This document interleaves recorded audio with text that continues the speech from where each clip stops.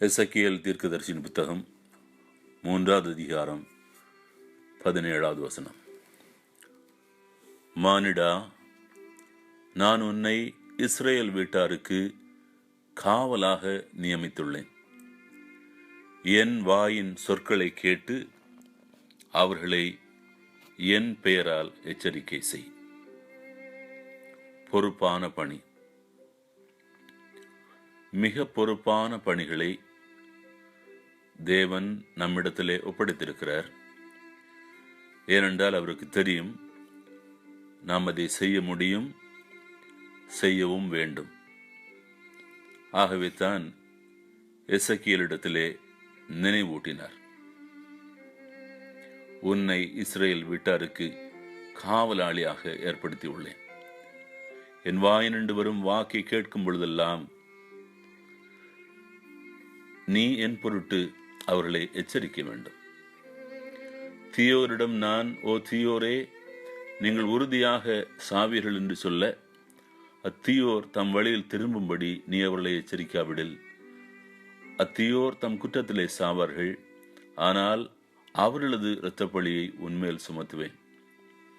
ஆனால் தீயோரை அவர்கள் தம் வழியிலிருந்து திரும்ப வேண்டும் என்று நீ எச்சரித்தும் அவர்கள் தம் வழியிலிருந்து திரும்பாவிட்டால் அவர்கள் தம் குற்றத்திலே போவார்கள்.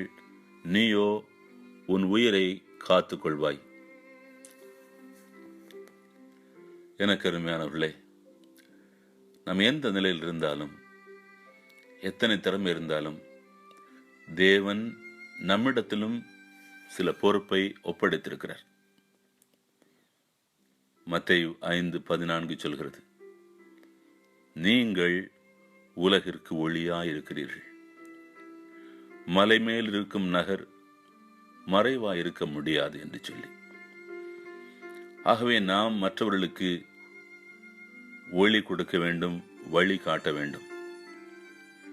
யோவான் 12:36 சொல்கிறார், ஒளி உங்களோடு இருக்கையில் நீங்கள் ஒளியின் பிள்ளைகளாகும்படிக்கு ஒளியினிடத்தில் விசுவாசமாக இருங்கள் என்று சொல்லி. தேவன் நம்மிடத்தில் ஒப்படைத்திருக்கக்கூடிய ஒளி காட்டுகிற, வழிகாட்டுகிற பணிகளை செம்மையாய் பொறுப்போடு செய்வோம். ஜெபம் செய்வோம். அப்பா, எங்களை நம்பி ஒப்படைத்துள்ள பொறுப்புகளுக்காக நன்றி செலுத்துகிறோம். உம் பரிசுத்த ஆவியானவர் தாமே அந்த பணிகளை பொறுப்போடு செவ்வனே செய்து முடிக்க உதவி செய்வாராக. பரிசுத்த இயேசுவின் நாமத்தில் ஜெபிக்கிறோம். ஆமென்.